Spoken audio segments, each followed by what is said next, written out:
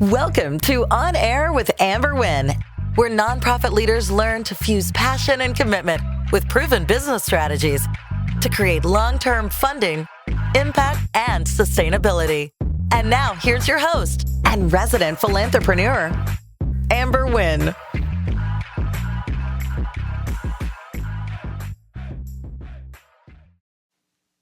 Hey, it's your girl, Amber Wynn, Philanthrepreneur. And today's topic is near and dear to my heart. We are talking about how to work with consultants, right? More importantly, how to get a return on your investment. Because I am a nonprofit consultant, I can speak to this, but I can speak to it because I've also been, an executive director. And the purpose of a consultant should be to help you grow, right? To help you scale, to help you become more effective and efficient. And I'm not going to lie, there's some shady people out there who take advantage, and we don't want that to happen. So today I'm going to share with you some tips on how to best work with a consultant when we come back. Most founders don't realize that there are more applicants than there is money. This fact impacts a nonprofit's fundability. Nonprofit founders should administer research on their competitors, determine if their community is oversaturated, and identify their competitive advantage before they start a nonprofit. Check out How to Validate Your Nonprofit Idea, a step-by-step guide on how to administer the research you need to validate your idea before spending hundreds of hours and thousands of dollars, only to struggle to fund it. Get your copy today. Hey, you're back. You're on air with Amber Wynn, nonprofit consultant. And today our topic is how to work with consultants and how to get a return on your investment. So as I shared before, the purpose of a consultant is to help you grow. When you started your nonprofit, you started with passion and dedication to your community, or you started it because there was a missing in your community that you wanted to fill. Something personal happened and you never wanted another person to go through the same experience or struggle to find resources. So you started your nonprofit. That does not necessarily mean that you know how to run a business. The two are not exclusive. You may be good in outreach, you may be good in delivering programs, but you may suck at running a business. Insert consultant. A consultant can come in and help you to automate your processes, to put infrastructure in place so that it's less cumbersome or it's less challenging for you to do the work. For example, for a nonprofit consultant, I could come in and help you build out your infrastructure that's going to help you qualify for more grants, right? Help you to identify what systems you need to put in place in order to answer the questions that a funder is going to ask you for, right? You're doing the work.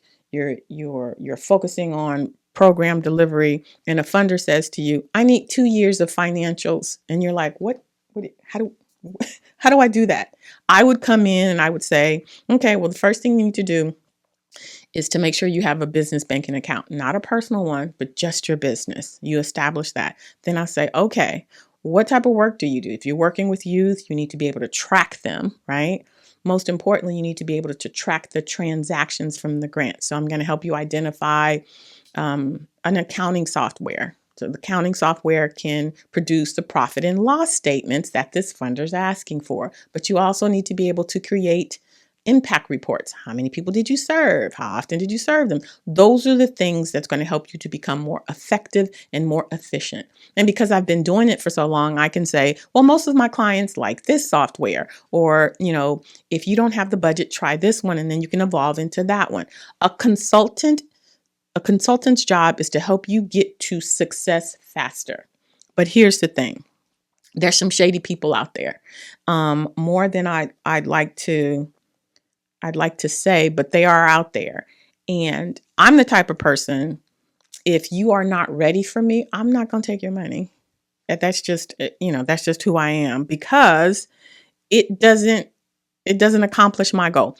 My goal as a nonprofit consultant is to strengthen the nonprofit organization because our community needs to be strengthened. If I'm taking from you, then you can't give to your community. Everybody doesn't have that philosophy. So What I'm going to say to you is to do your due diligence, because people be talking, right? They got some slick tongues out there. You want to know for sure if they can deliver on their promises. Number one, you start off by Googling, right? Go Google Amber Wynn and see how many complaints. Dig into those complaints. Do I have anything on the BBB that says, Amber took my money and I never got it back?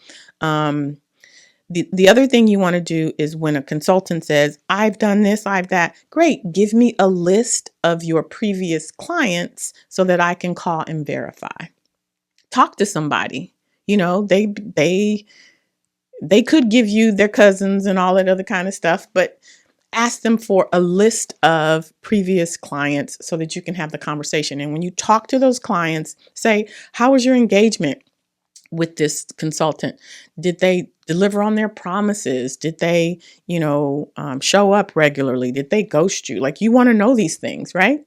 Then secondly, another thing that happens with consultants, especially the technical ones, is, and I've experienced this, I suck at technology. I really do. But every time I work with a new consultant, they want to come in and change my systems. I'm working with Kartra. They're working with, funnel kits. We need to move you to funnel kits. Why? Because I just learned, Kartra, right? So if you're working with a system, when you're talking to consultants, this is what you say. I have invested quite a bit of money on this system. Do you work on this system? And if they say no, then you can find somebody who does, who's special, because you don't want to have to invest all of this money in this whole new system. And guess what? It may not work. You just don't want to do that. So start off with, do they work with the systems that you work with? If you don't like that system, then you're like, okay, I will move to your system, but I will move after my subscription ends, because you don't want to keep spending all of this extra money. And if they're worth their salt, they'll understand that and they'll be like, okay, bet. So that's one thing. The other thing that you want to do is you want to make sure that you are ready for a consultant. This is the biggest thing I say to my nonprofits, especially those looking for grant writing consultants. I will have nonprofits who will establish their organizations. I've got my 501c3. How do I get a grant? Where can I get a grant writer? Babe, you're not ready for a grant writer. And if you go out there and you say, I'm looking for a grant writer, you'll see it in the groups. You'll get all of these. I can help you. I can help you. I can help you. I can help you. They're looking for thirsty people, right? The reality is, in order for you to be the most effective, that means to get a return on your investment, you need to have your infrastructure in place. Grant writers, fund developers, strategists, all the things, they love me, because when my nonprofits go through my Nonprofit Mastery Academy, they build out their infrastructure. What does that mean? They have a short and concise, inspiring mission statement. They have clear program descriptions with measurable goals and objectives. They have a funder-ready budget. They have a process, if they don't already have, seasoned board members, so that when they get to the consultant can do what they're being paid to do. How are you going to create a strategy when you don't have an infrastructure, right? That's like, how are you going to race in Formula One when you don't have a high-end, high-performing car? You're gonna get on the track with a Honda, baby, you're not gonna win, right? So for me, I say, listen, you're not ready for a grant writer. How do I know? I was a successful grant writer, and I spent the majority of my time as a grant writer getting people's infrastructure in place, because I knew that they weren't going to qualify for the grant. But there are people out there who will take your money. They won't ask you for a budget. They won't ask you for measurable goals, because they don't care. They're taking your money because a grant writer, they can't guarantee that you'll get funded, right? So they take your money and then they're out. Well, you didn't get funded. You weren't ready for a grant writer. You need to have your infrastructure in place so that when a grant writer gets in place, all they're doing is writing the grant. They don't need to restructure your whole infrastructure. So same thing for a director of development. The purpose of a director of development is to establish relationships so that A funder, whether that's an individual funder, a major donor, a corporation, they want to work with you. But what is it that they're pitching? If your programs don't have measurable goals and objectives, what is it that they're pitching? And it is not their job to do it, right? This is why I stopped writing grants, because I was making $2 after I finished working with my nonprofits, because I spent all my time getting the infrastructure in place. So I said, you know what? I'm going to stop writing grants and I'm just going to do what I'm doing anyway. So that when the grant writers come to me, they're like, I love you, Amber. I know, babe. Been in your seat, done it before. So don't be so eager to get people in place to do the work that only you can do, right? A consultant's responsibility is to take your organization to the next level.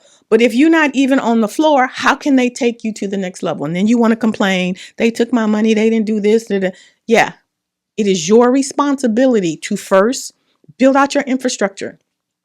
You have to have job descriptions, right? You need to make sure that your positions are classified correctly. You need to make sure that your board knows it's their responsibility to fundraise. All of these things. A nonprofit is a business. You can't go from 0 to 65. 0 to 65 is, I've got my tax exempt status. Now I'm ready for a grant. No. You need to build in your infrastructure. That's 0, 1, 2, 3, 4. A nonprofit is a business. And if you started a nonprofit because you thought it was going to be easier than starting a for-profit, my, as Johnny Gill would say, my. You are in for a rude awakening. A nonprofit is more work than a for-profit because there's more rules and regulations, right? Because the government has given you this special exemption. So there's extra work on top of it. So what I'm saying to you is, in order for you to have a positive experience, a successful experience with the consultant, the very first thing you need to do is to build out your nonprofit infrastructure. Make sure that you have everything that you need so that when you partner with this strategic funding person or this grant writing person or this board development, you have something to give them. It is not their responsibility to build it. It is their responsibility to take it to the next level. That makes sense? If you're interested in building out your nonprofit infrastructure, I got you. It's called the Nonprofit Mastery Academy. I'll drop the link in the bio. And what it is it's a deep immersion program that's going to help you build out all of your nonprofit infrastructure. Everything that you need from A to Z. That's the other thing. When you work with consultants and you don't have your infrastructure, you've got Lisa over here who let me give you an analogy. Lisa over here who says, here's the bananas. You've got Paul over here who says, here's the oranges. And then you've got James over there who says, and then here's the avocado. What kind of salad is that? Ew, right? So you need to have your bed of lettuce, which is your infrastructure. And then you add the onions, and then you add the avocados, and you add the croutons. And guess what the dressing is? That's that money that you got, right? Just that creamy, just bringing it all together. But you have to have the base. The base is the salad. The base is your infrastructure. So that's what I'm going to recommend that you do, is make sure that you do your due diligence with your consultants. You have your conversations. You make sure you understand which systems they're going to require you to use. The other thing is, never pay a consultant all up front. You say, okay, can we do 3 installments or can we do 2 installments? 1 is a deposit for them to get started so that you can look at the quality of work that they do. And then midway, if they only do 2, at least you get to see, or 3. So the deposit, midway, you look at the work, and then when they finish, you give them the payment. You pay up front, deuces. They're going to ghost you and take your money if they're shady, right? If they're ethical, they won't. But how do you know? So just protect yourself by asking for installments, right? Those installments are typically going to be based off of deliverables. You get halfway through whatever you promise, right? That's the other thing you want to do. And then lastly, make sure you always have a written agreement. If this consultant is worth their salt, They're going to have something in writing. And in writing, it says, I am going to deliver X by this date, right? And make sure that they say whatever they create belongs to you.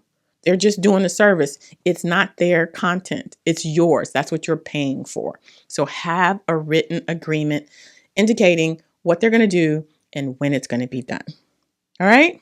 So the last thing I'll say about consultants, for those of us who have integrity and really honor the work that you do, we are here to support you and we are here to get you to success faster.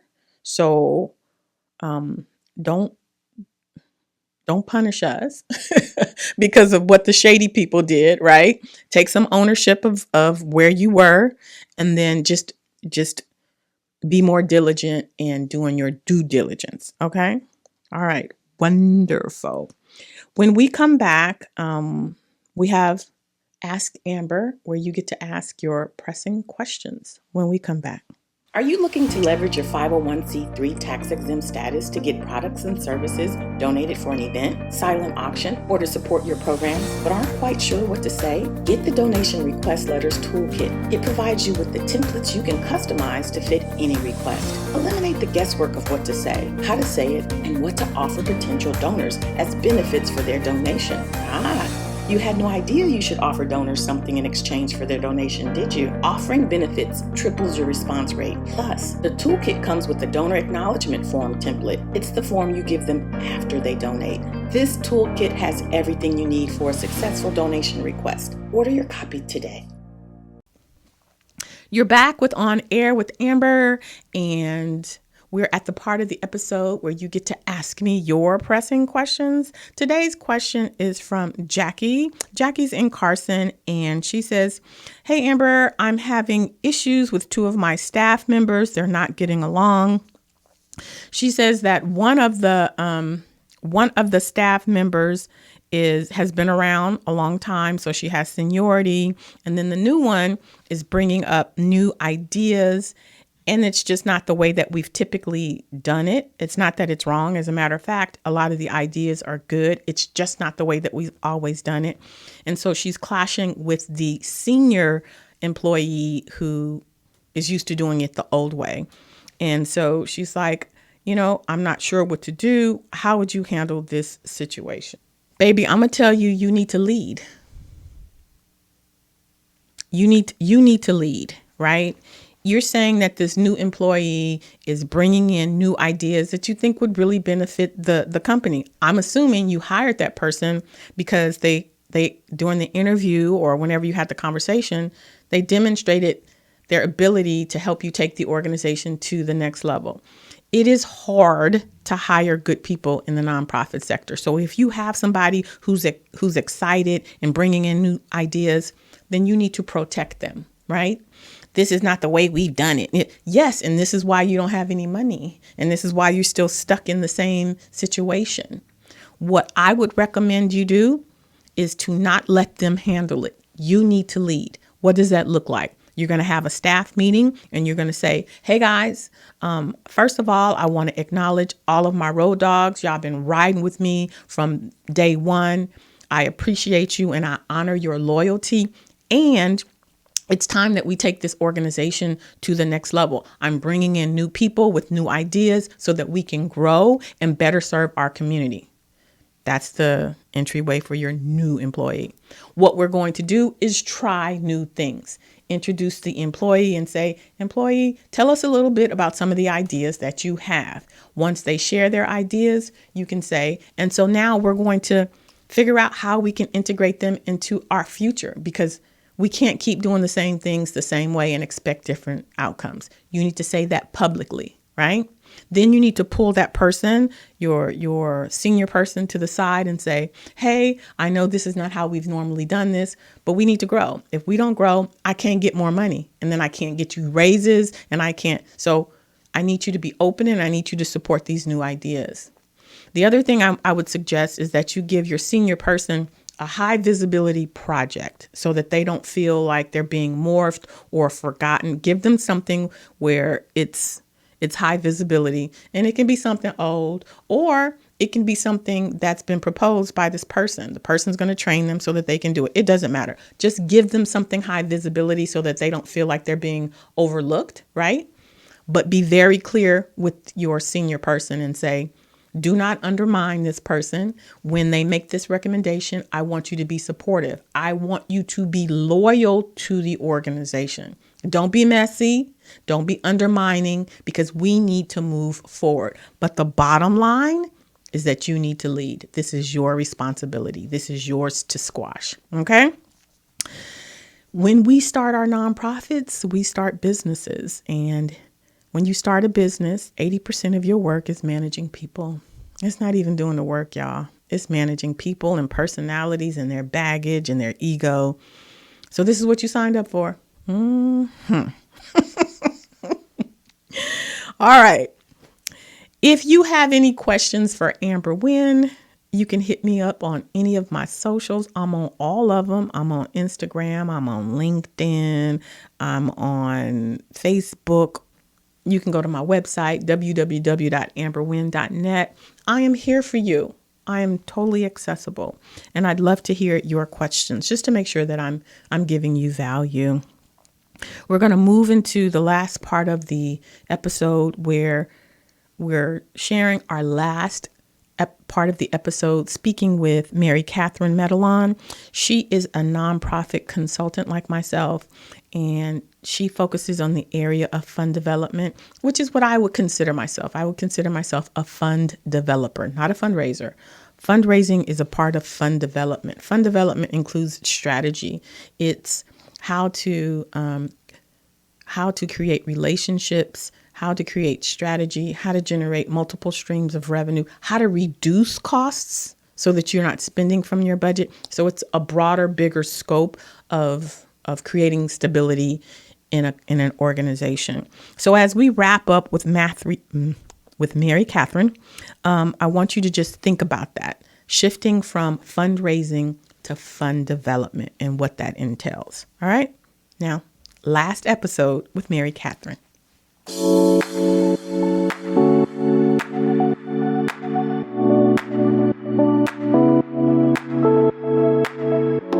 Because I think if you don't have that solid infrastructure, it gets really complicated down the road too, right? So of course, out of the gate, you want to be able to clearly talk about your impact. And if you don't have a system that allows you to do that in an easy way, and instead you're having to, manipulate 90 million spreadsheets, it can really become kind of a drain, right? And then also on the other side, I think it's so important to really, from the beginning, invest in your financial systems. So you're always getting financial reports you can read and your board can read, because otherwise you're just you're in the thicket. And so, yeah, 100%. And I think, a lot of times too, it's tough, right? People have limited money, they have limited resources, and it does seem, kind of nonsensical, but starting with those systems, yeah, because then when you want to grow, you already have it in place.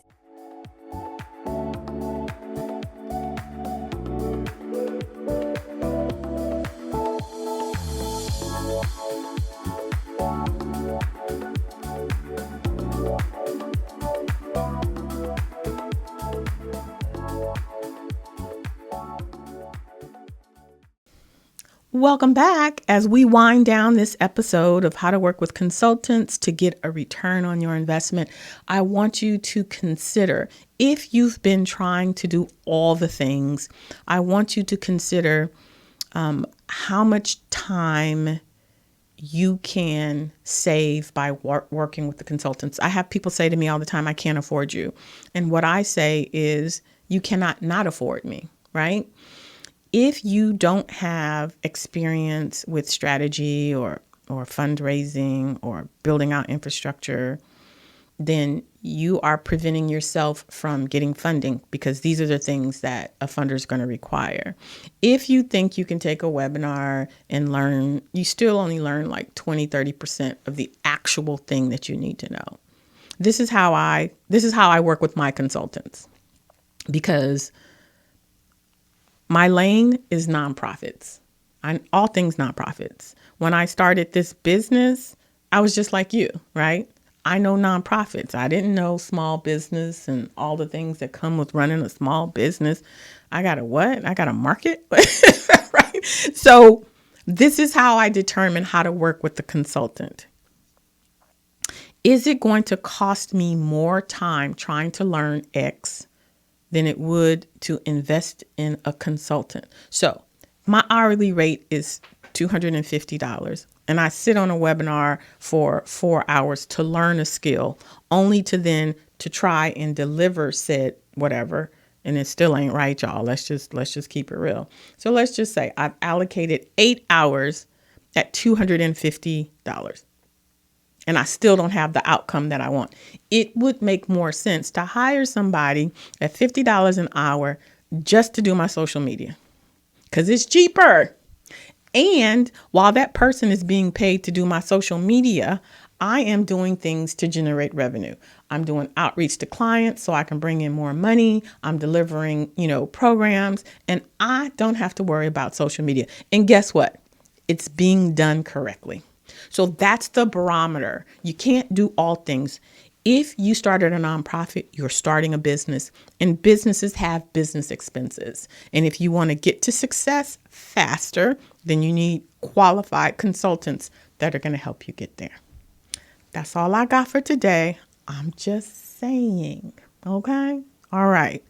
Thank you so much for spending a half hour with your girl. Every week I'm here Sundays at 10:30, new episode, new energy, new topics, and it's here for you. All you got to do is hit like, hit subscribe, and share with the people that you think may benefit from it.